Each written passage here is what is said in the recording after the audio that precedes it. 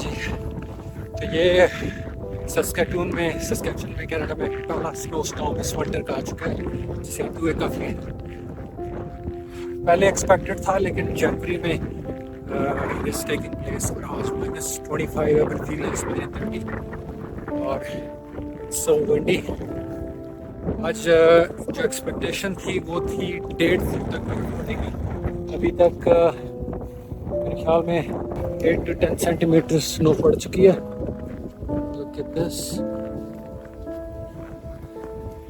और रात को भी काफ़ी स्नो एक्सपेक्टेड है। This is how it is. भी पाँव भी धंसते जा रहे हैं। Look at this. पाँव भी स्नो में धंसते जाते हैं, रेत की तरह पड़ रही है।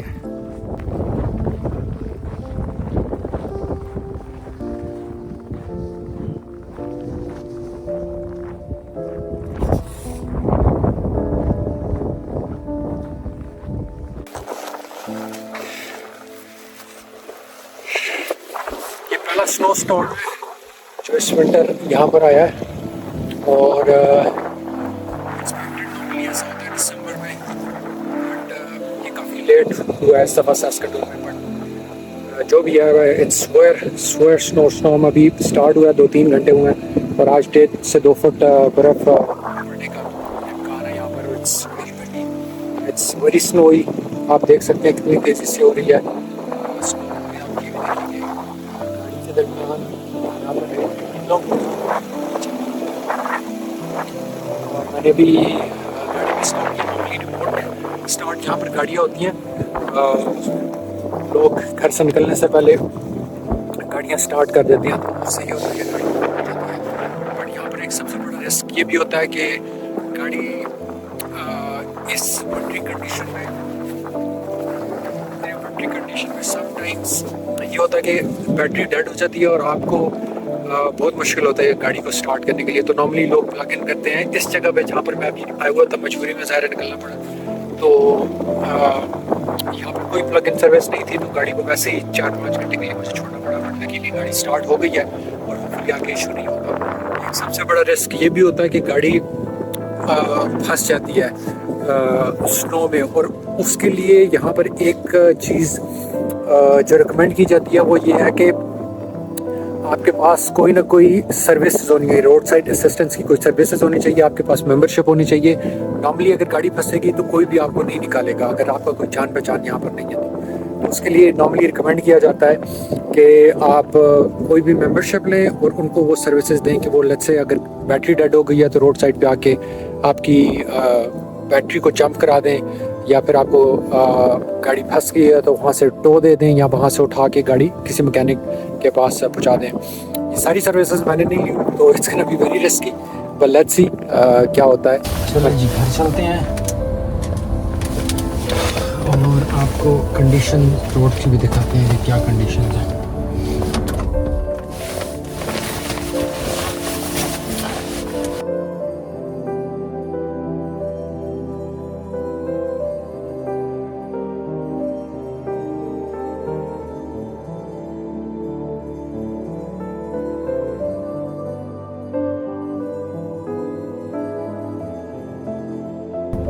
इस तरह की स्टॉर्मी कंडीशंस में भी normally roads highways main highways clear होती है, स्ट्रीट्स वगैरह तो वो क्लियर नहीं होती। आपको बहुत सारे ट्रक्स और डिफरेंट अदर व्हीकल्स नज़र आती हैं कि वो रोड क्लियर कर रही होती हैं, किसी भी किस्म की कोई एक्टिविटी स्टॉप नहीं होती। बट एक अच्छी चीज़ ये है कि हर किस्म की वार्निंग एडवाइजरीज जारी हो जाती हैं। मसलन इसका हमें 1-1.5 दिन पहले बता दिया गया था कि कितनी स्नो एक्सपेक्टेड है, क्या विंड की स्पीड होगी, और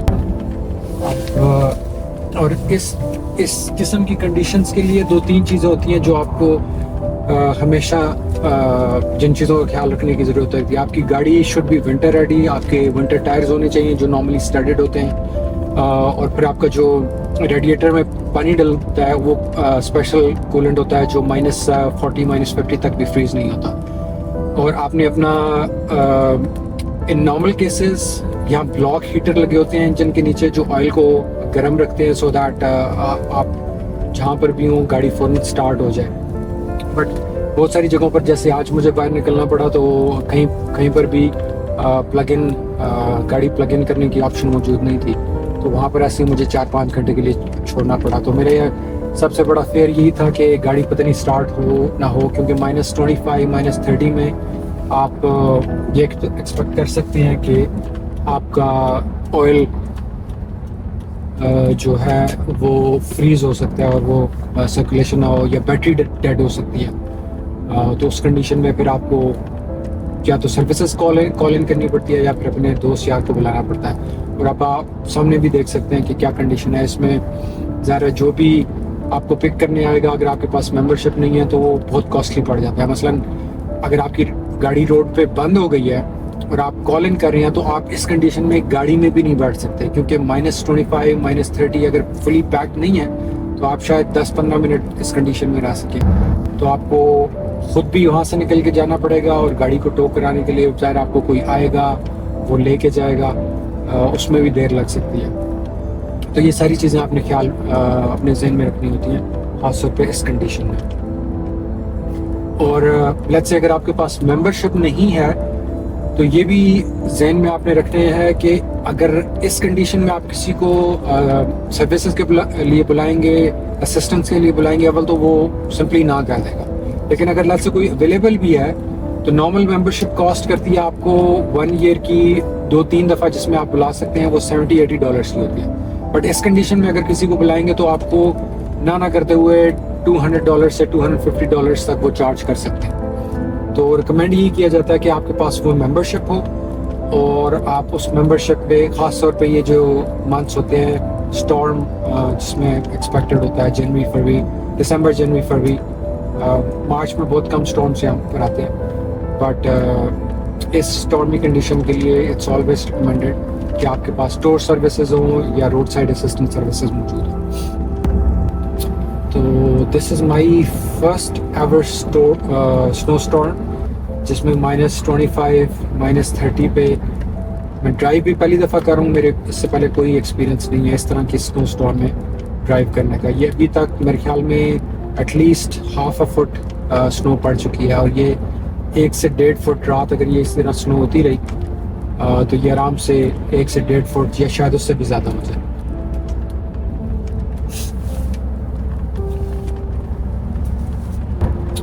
इस कंडीशन में बहुत सारे बदएहतियाती की वजह से बहुत सारे एक्सीडेंट्स भी होते हैं। लत से अगर आपकी स्पीड बहुत ज़्यादा है, आपके प्रॉपर विंटर टायर्स नहीं है, और जैसे ये ट्रक्स आप गुजर रहे हैं, अगर आपने प्रॉपर फासला मेंटेन नहीं किया हुआ तो उसकी वजह से, और ज़्यादातर ये होता है कि ओवर स्पीडिंग में गाड़ी आउट ऑफ कंट्रोल हो गई और वो आपसे आउट ऑफ कंट्रोल हुई और वो रोड से नीचे जा सकती है, या लत से किसी अगली गाड़ी में भी वो हिट हो सकती है।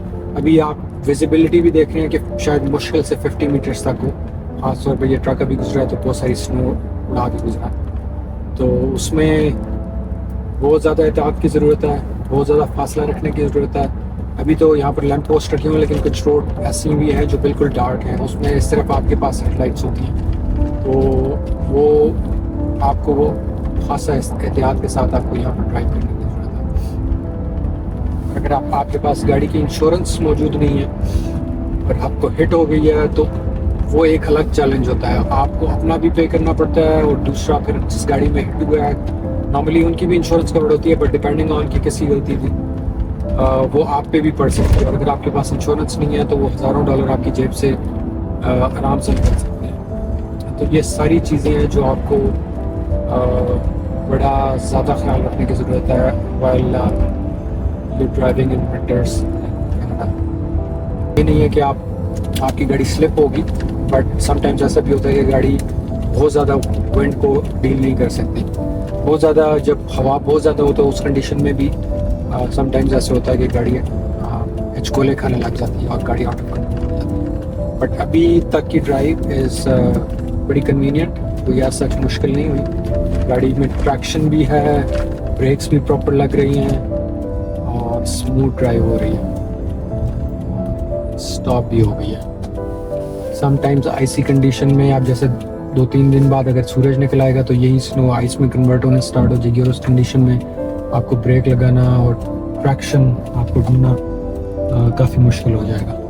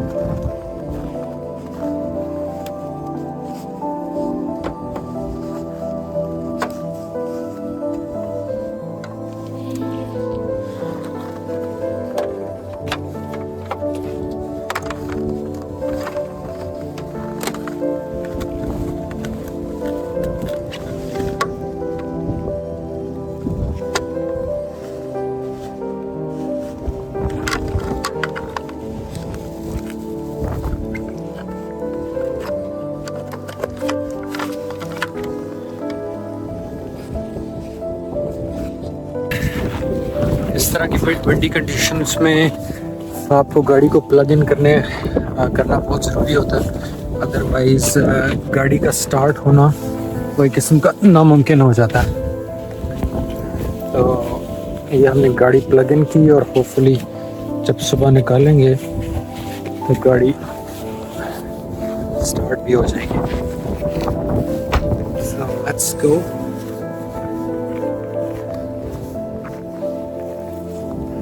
Let's go.